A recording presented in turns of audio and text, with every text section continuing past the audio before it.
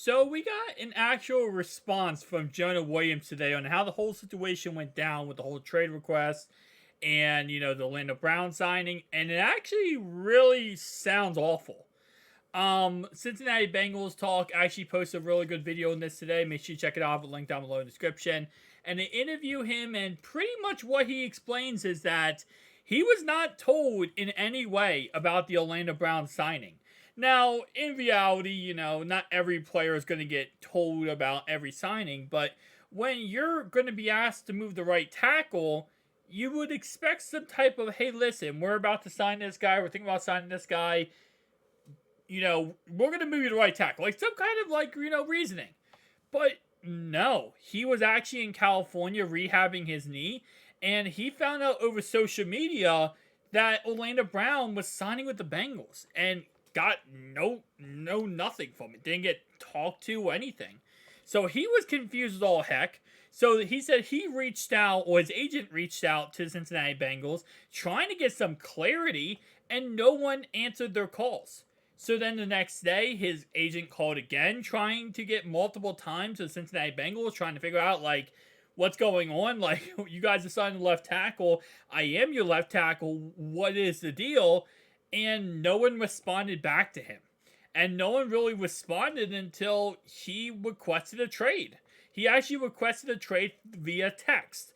So because they weren't answering his calls, they sent a text and requested a trade. But because they were not granted the ability to look out and seek out other trade partners, he kind of was left in limbo.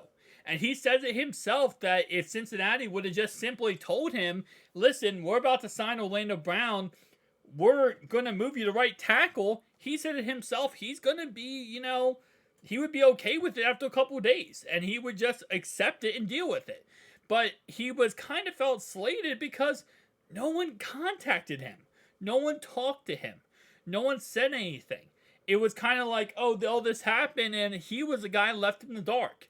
Now, again, that does go down to, different ideas. Should a player get contacted? Should a player, how much should a player know, right?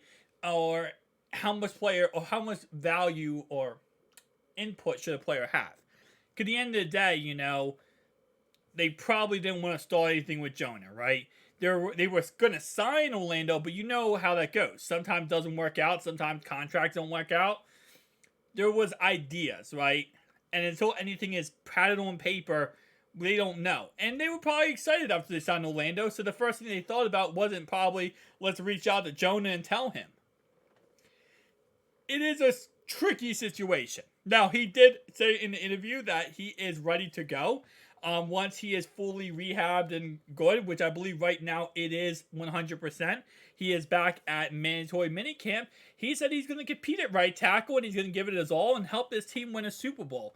So he doesn't have any issue at all playing right tackle. He is fully ready to go and giving his all. So there's not really a problem at all. And in all honesty, the trade request was really just a lack of communication that he was not receiving.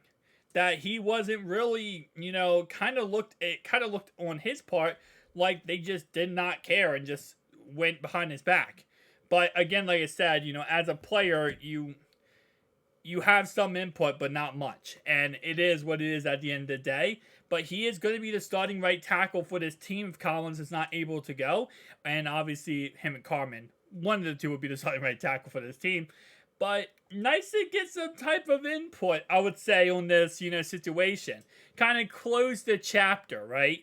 Because this was still a thing we've talked about this whole offseason, was what's going to happen with Jonah. Is he going to try? Is he going to put in his all? Or is he going to care? And based on what he says, it simply seems like he's ready to go. There's no problem at all. So what that means is that, again, we're going to keep a tight look on Collins to see how healthy he is, because if he's not healthy, and let's say he does have a step back in his rehab process, which is very possible, Jonah's going to have to start impressing coaches now, because Jackson Carman has been going absolutely crazy on impressing coaches as of late. So I'm interested to see what ends up happening, guys. But tell me down below your thoughts and opinions, and Are you ready for this season? Because you know dang straight I am. Peace out.